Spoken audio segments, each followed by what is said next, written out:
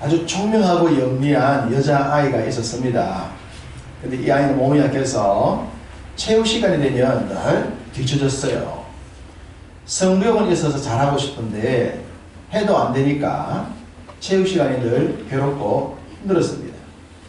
그런 아이를 보고 엄마가 이렇게 말을 합니다. 얘야, 너는 너희 반에서 나이가 제일 작잖냐? 막 그렇게 학교를 간 것 같아요.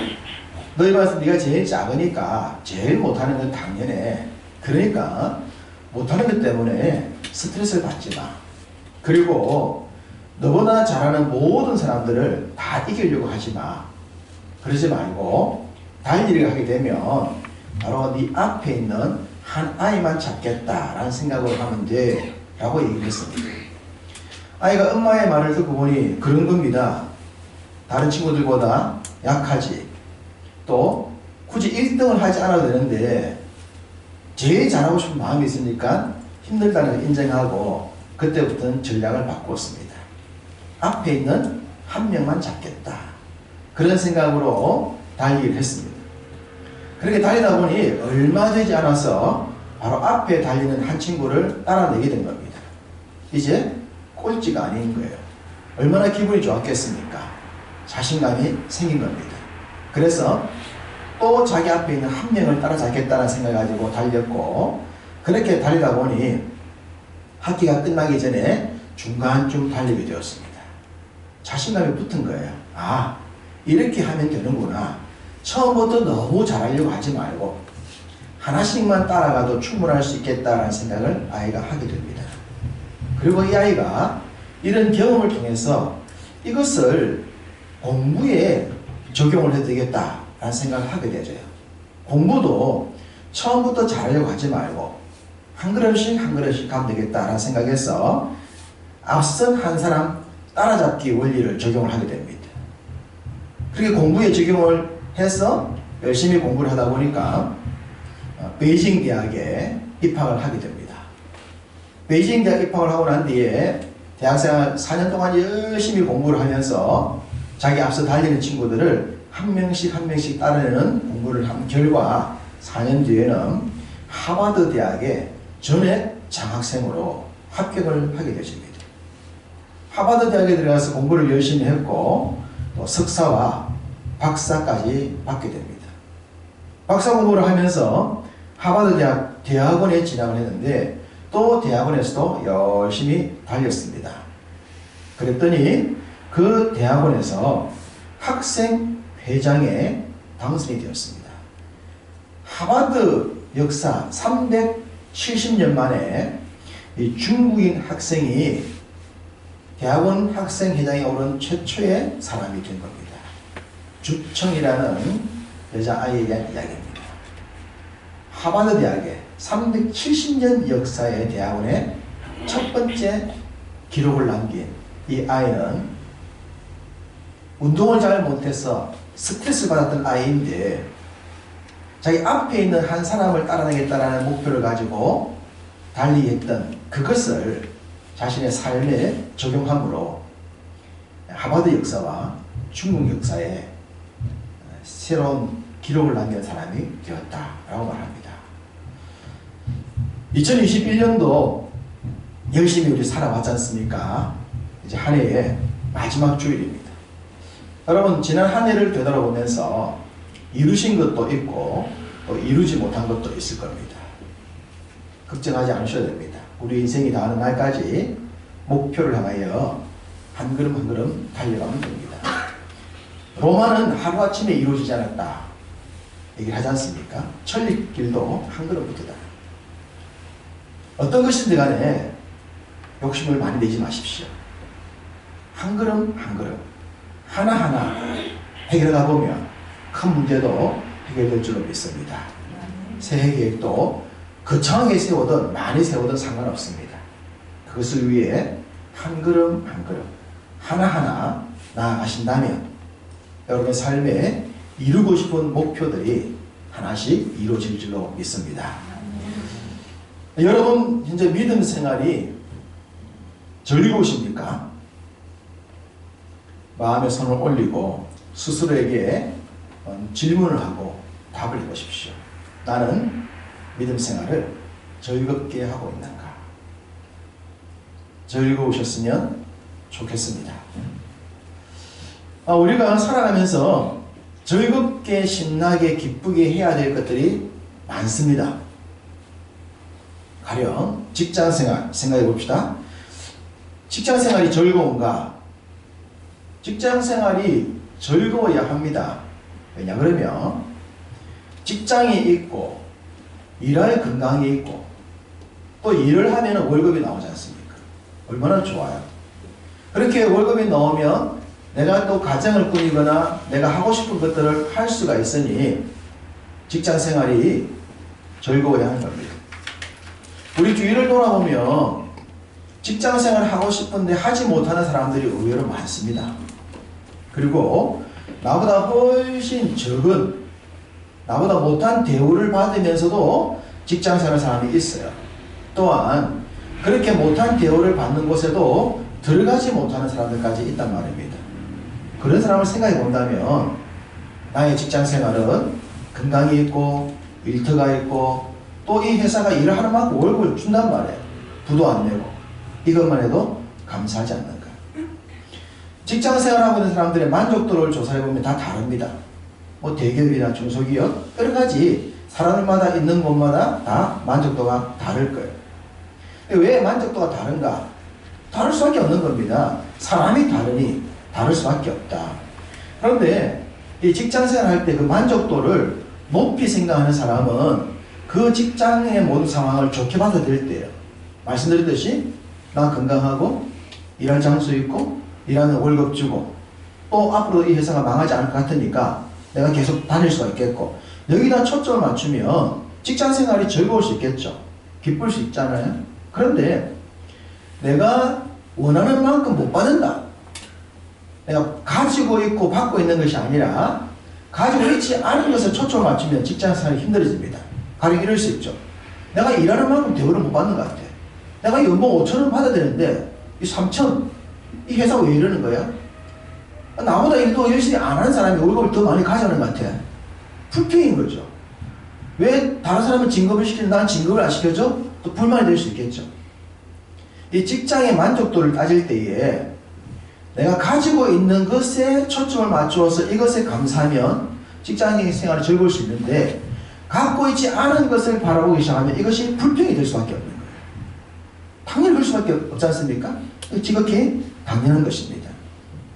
그러면 무조건 뭐 얼마를 주든지 간에 어떤 상황이 되든지 간에 그대로 만족하며 살아야 됩니까? 그건 또 아니에요. 우리는 나은 삶에 대한 꿈들을 가져야 돼요. 발전지향적인 삶을 살아야 됩니다. 더 나은 목표, 더 좋은 발전적인 상황들을 설정해놓고 그걸 이루기 위해 달려가야 돼요. 그러면 그걸 이루려면 어떻게 해야 돼요? 준비를 해야 되는 거죠. 자기를 발전시켜야 돼요. 자기를 발전시키고 자기를 향상시켜서 회사 사람들 나를 봤을 때 당신은 우리 회사에 있어야 돼요. 당신이 우리 회사에 있는 게 우리 회사에 더 유익해요. 라고 말을 할 수 있도록 자기를 발전시키는 노력들을 해야 되는 겁니다.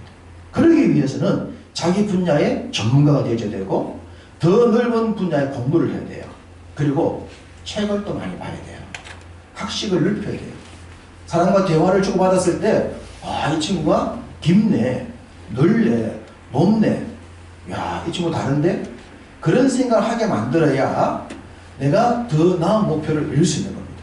더 많은 연봉도 받을 수 있을 것이고 더 높은 직급도 올라갈 수가 있습니다.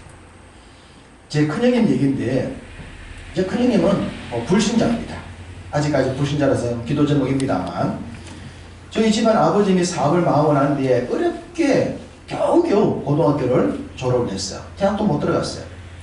고등학교 졸업하고 부산의 선박회사에 본인이 취직을 했습니다. 고등학교 졸업생에 백도 없이 이름도 크지 않은 선박회사 들어가서 열심히 노력했어요. 선박회사다 보니 외국 사람들을 만날 일이 있으니까 이분이 영어를 공부하더라고요. 제가 결혼하기 전에 주리에 있는 경남 전문대학, 경남 전문대 바뀌었으니까 그 학교 바로 밑에 살았습니다. 직장 가기 전에 이런 시간에 직장 가야 되는데 더 일찍 일어나서 영어 공부하러 가더라고요. 대단히 노력하는 거예요. 그렇게 노력하더니 부산 소장이 되었습니다. 부산을 대표하는 소장에 올라갔습니다. 그리고 또 야간으로 대학까지 공부하고 계속 공부하는 거예요. 그리고는 본사에서 서울에서 부산 대표 중에 한 사람을 올리는데 형이 올라갔어요. 본사로 가보니 그 본사에는 스펙 좋은 사람들이 많죠. 공부 많이 한 사람, 소위 이름 있는 대학 나온 사람들 많고, 그 회사에 또 중요한 자리에 회장님 처남이 있었어요. 회장님의 중요한 역할을 하는 그 역할에 그 친인척 관계가 앉아있었던 겁니다. 형이 열심히 노력해서 올라가도 그분을 뛰어넘지는 못하는 거예요. 그래도 열심히 노력하면서 회사를 위해 수고하니까 결국 전무까지 올라가는 거예요. 그런데 이제 사장을 올라가야 되는데, 부사장이 있고 사장 자리에 올라가야 되는데, 회장님이 이제 고민하는 거예요. 사장을 이제 바꾸어서 올려야 되는데 누구를 올릴까? 자기의 혈연 관계의 사람을 올리고 싶은 거예요. 바로 자기 형 위에 있는 사람. 그런데 형이 열심히 노력하니까 결국 이 회장이 형을, 그 친구를 앞서 사장을 잡는 거예요.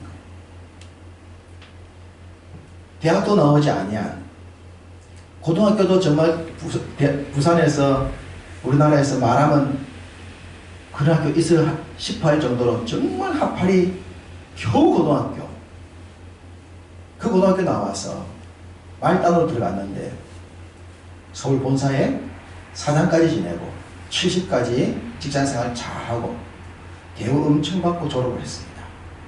불신자인데 하나씩 노력하더라고요. 하나씩. 미리 공부해놓고, 미리 연구해놓고.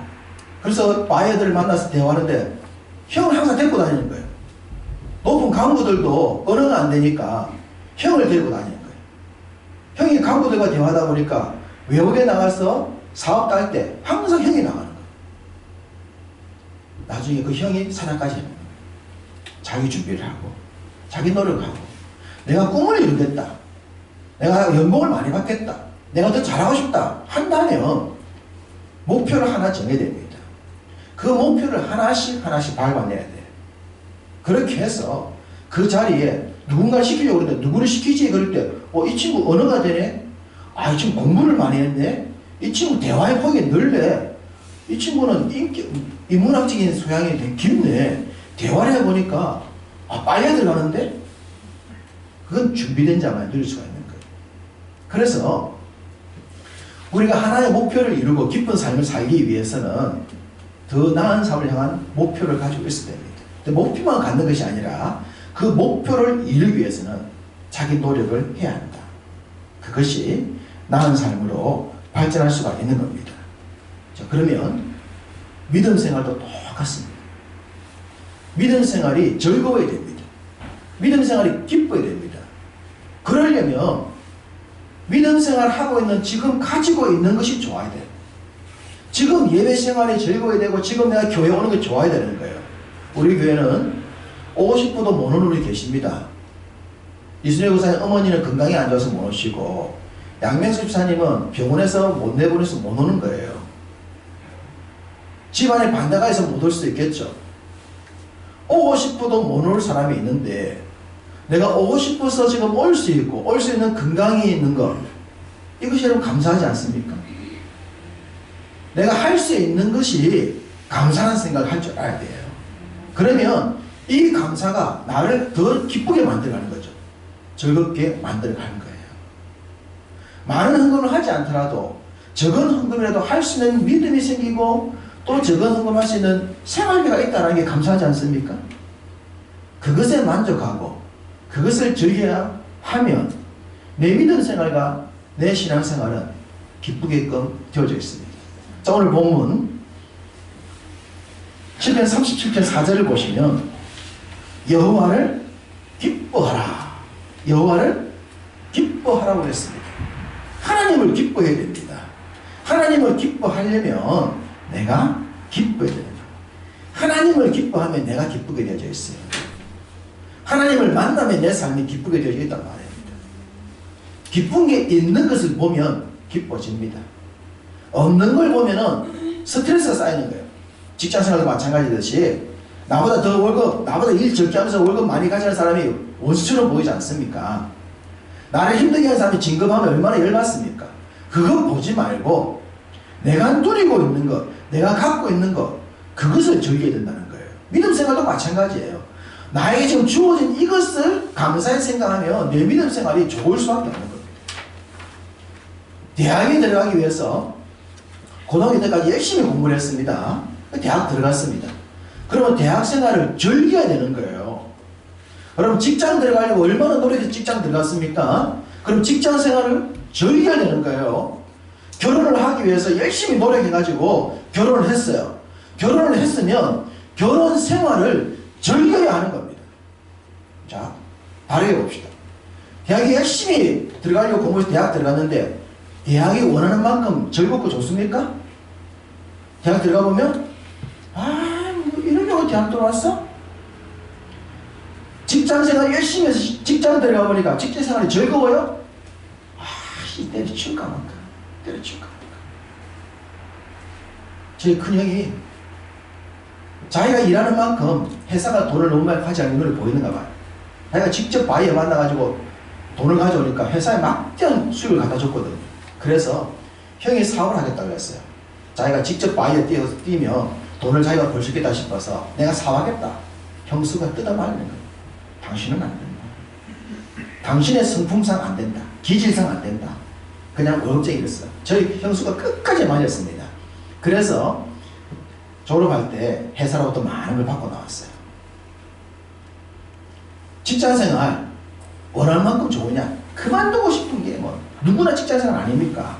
결혼 어떻습니까? 결혼했는데 꿈같은 허니문의 연속입니까? 결혼이? 남들이 그러지 않습니까? 함께 살아봐라. 우리 남편이랑 와이프랑 살아보고 그런 말 해라. 그런 말 왜 합니까? 결혼 생활이 다 좋은 게 아니라는 겁니다. 직장이든 대학이든 결혼이든 가보면 다 좋은 것만 있는 게 아니에요. 그러나 거기서 원인을 찾아서 왜 안 좋은지를 찾고 즐겁게 만들어야 될 책임이 있는 거죠. 가정을, 결혼생활을 즐겁게 만들어야 되고 직장생활을 즐겁게 만들어야 되고 대학생활을 즐겁게 만들어야 될 책임이 나에게 있기 때문에 내가 그렇게 만들면서 즐겁게 직장생활하고 즐겁게 가정생활하고 즐겁게 살아야 되는 거예요. 그게 당연한 것이지 않습니까? 여러분 생각에 목사는 어떨 것 같습니까? 여러분 생각에 목사님의 생활은 어떨까? 제일 좋기는 여러분의 자녀가 목사님이 되어보면 잘 이해가 되겠습니다만 그럴 가능성이 없는데, 자, 목사님은 여러분들의 직장 생활이나 세상에 사는 것처럼 어려움과 고난이나 어떤 염려거리가 있을 것 같습니까? 없을 것 같습니까? 당연히 있겠죠. 있을 수밖에 없습니다. 왜냐 그러면 목사도 사람이니까. 사람이 하는 일에 어떻게 어려움이 없을 수 있겠어요? 당연히 있을 수밖에 없는 거예요. 여러분과 종류의 차이는 있겠지만 당연히 있을 수밖에 없다. 그러면 목사의 경제도에 대한 만족도는 어떨 것이라 생각합니까? 목사님은 교회가 주는 사례에 만족할까? 자, 한국 교회는 70%가 100명 미만의 교회와 미자립 교회라고 얘기를 많이 합니다. 100명쯤 되면 자립은 물론 됩니다만 70% 이상이 70% 정도가 100명 미만인데다가 거진 50%에 해당할 정도의 미자립 교회다. 자립을 하기 어려울 만큼 힘든 교회다. 그런 평가가 내립니다. 객관적인 데이터는 아니지만 어쨌든 100명 미만의 교회 목사님들을 예를 든다면 100명 미만의 교회를 목회하는 목사님들은 대학을 졸업하고 대학원을 졸업하고 목사님의 목회 경력이 20년, 30년 쌓여도 받는 사례는 쭉 오르지 않습니다. 직장은 연차가 붙지만 교회 목사님들은 연차를 붙일 수가 없어요. 100명 이하의 교회는 대부분 담임 목사님의 받는 것들이 머물러 있을 가능성이 없습니다. 경제적 만족도 계속 높아져야 만족도도 오를 수 있지만 그러지 않습니다. 그러지 않아도 이 일이 기뻐야 되는 거예요. 만약에 물질적인 경제적인 만족도 때문에 목사의 삶이 어렵다라고 평가를 한다면 저는 제 아들이 신학교 가는 것을 말렸을 것이고 신학교 가라고도 하지 않았을 겁니다. 야, 목사가 평생 어렵게 사는데 뭐 한다고 그 길 가니? 가지마. 사모가 되는 걸 말리는 사람들이 하는 말이 그것 아닙니까? 왜 힘든 그 사모가 되려고 그래? 딴 데 시집가. 너는 우리 딸이 고생하는 거 못 봐. 안 돼. 초점을 어디다 맞추느냐. 거기 따라서 만족도가 달라지는 법이에요. 목이 길을 간다. 목사가 된다. 이미 경제적으로 어렵다. 넉넉하지 않다는 것 전제 조건 하에 가는 겁니다. 그래서 저도 많이 받으면 좋겠지만 받는 것에 감사하고 사는 거예요. 어려움 전제 조건이에요. 그렇지만 즐기는 거죠. 우리 예수님께서 제자들에게 이런 말씀하셨어요. 너희는 너희가 알지 못하는 내게는 너희가 알지 못하는 하늘의 양식이 있다. 제자들이 막 먹는 얘기를 하니까 예수님이 그러셨어요. 얘들아, 내게는 너희가 알지 못하는 양식이 있어. 이러니까 제자들이 돌아서서 말했습니다. 아, 예수님이 먹을 걸 좀 웅쳐놨나 보다. 그런 생각했습니다. 웅쳐놓은 것이 아니라 하나님과의 주고받는 관계 때문에 예수님이 너희가 모르는 양식 때문에 나는 배불러. 나 기쁜 거야. 하나님을 섬길 수 있다는 것, 예배할 수 있다는 것, 마음껏 말씀 볼 수 있다는 것, 목사가 누릴 수 있는 하나님이 주신 양식이 있기 때문에 기쁜 거예요. 즐거운 거예요. 성도도 마찬가지죠. 야, 교회 다니면 뭐가 좋은데, 하나님 믿으면 뭐가 좋은데, 야, 내게는 너희들이 모르는 양식이 있다니까. 무슨 양식? 하나님이 주신 양식. 그 생명의 양식이 있어서 그 양식 때문에 내 삶이 풍요로운 거예요. 환경은 뻔한데 삶에 풍요림이 있고 삶의 기쁨이 있는 거예요. 기쁨을 만들어 가는 거예요. 기쁨을 만들어 가야 하는 거예요. 어렵게 살더라도 그 어려움 때문에 괴로운 것이 아니라 그 어려움 속에서 기쁨을 만들어 가야 하는 겁니다. 개척교회를 하더라도 그렇습니다. 아빠가 개척교회를 했기 때문에 영적인 기쁨이 너무나 충만해요. 지난 화요일 날 제 딸이 한 얘기입니다.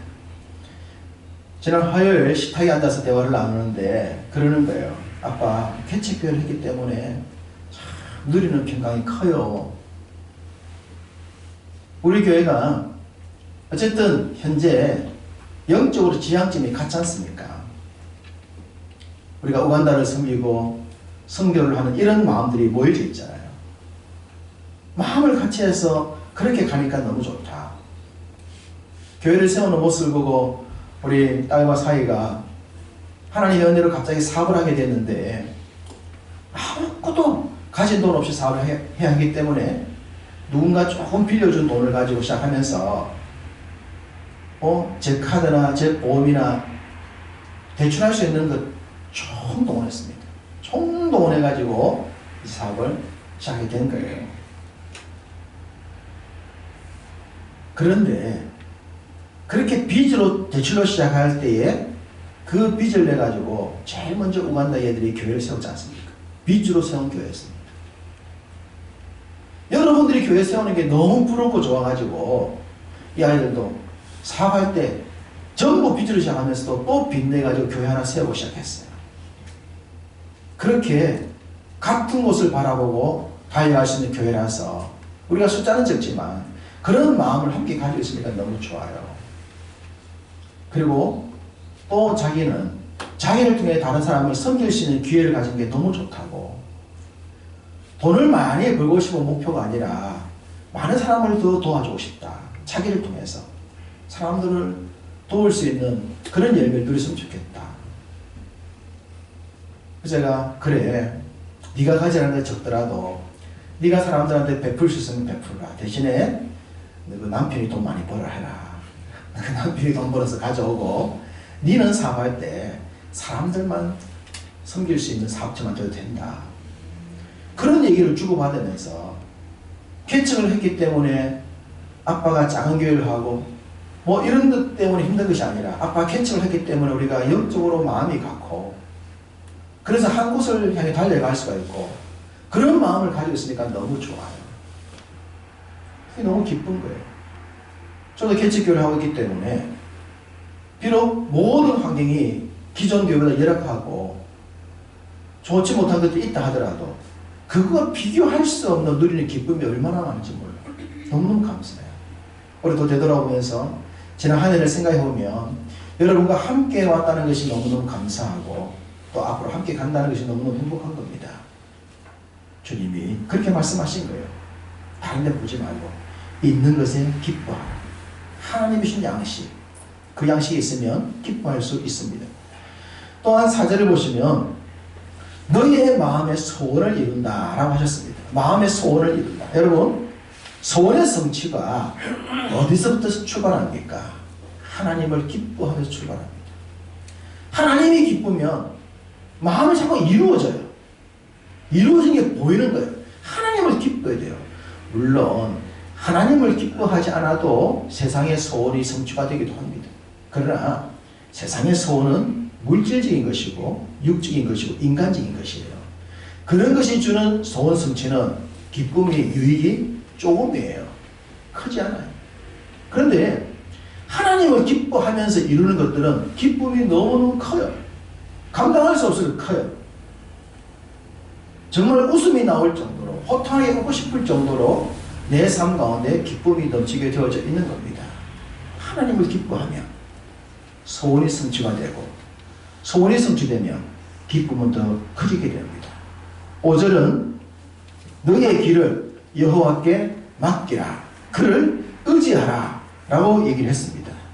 여러분, 믿는 만큼 맡길 수 있지 않습니까?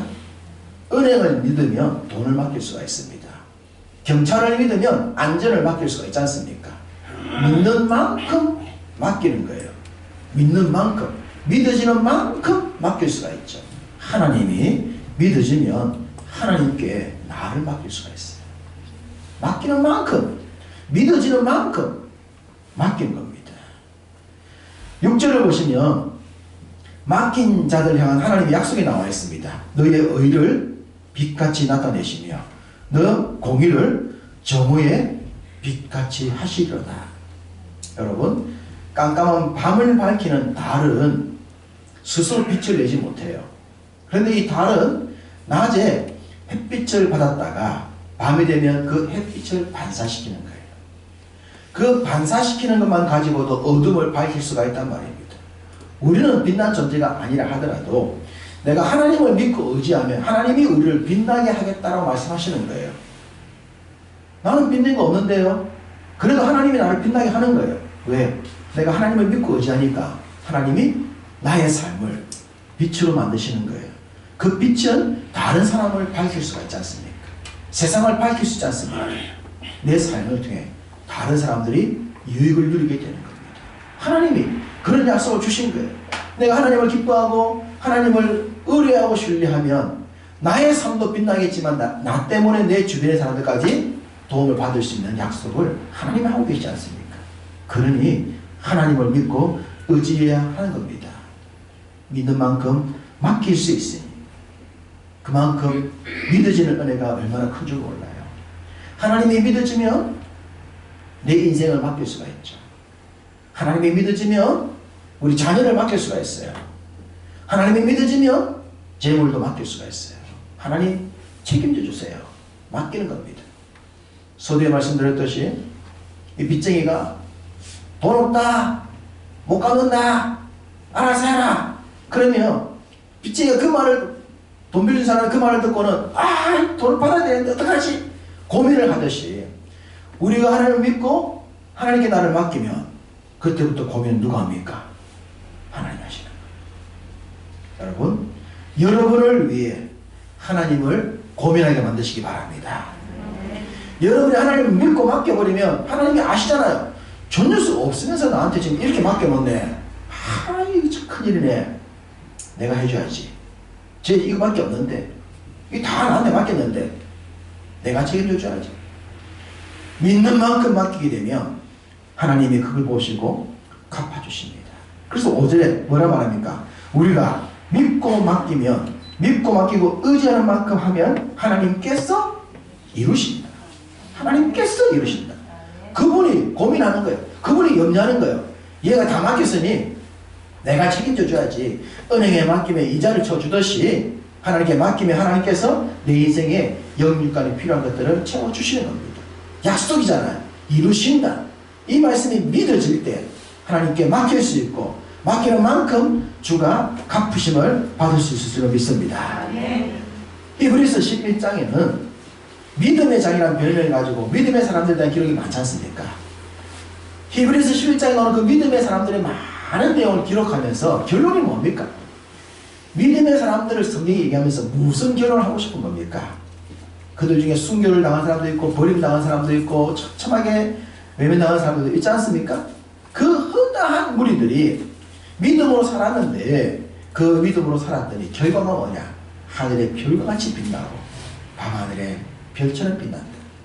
하늘에 태양처럼 빛나고 밤에는 별과 달처럼 빛나는 은혜가 그 믿음의 사람들이었다. 이 얘기를 하고 싶은 건 아닙니까? 우리가 믿음으로 살면 하나님이 우리 인생 책임지시면서 너의 삶을 때로는 낮의 태양처럼, 때로는 밤의 달처럼, 때로는 별처럼 그렇게 빛나게 하겠다. 이것이 믿는 자들에게 주신 하나님의 약속인 겁니다. 그 하나님을 믿고 그 하나님을 의지하면 내 삶이 당연히 기쁠 수밖에 없는 겁니다. 그것이 바로 믿음 생활이고 그것이 믿음 생활의 기쁨입니다. 왜 믿음 생활이 기쁠 수밖에 없습니까? 하나님 때문입니다. 하나님이 계시니 기쁠 수밖에 없다.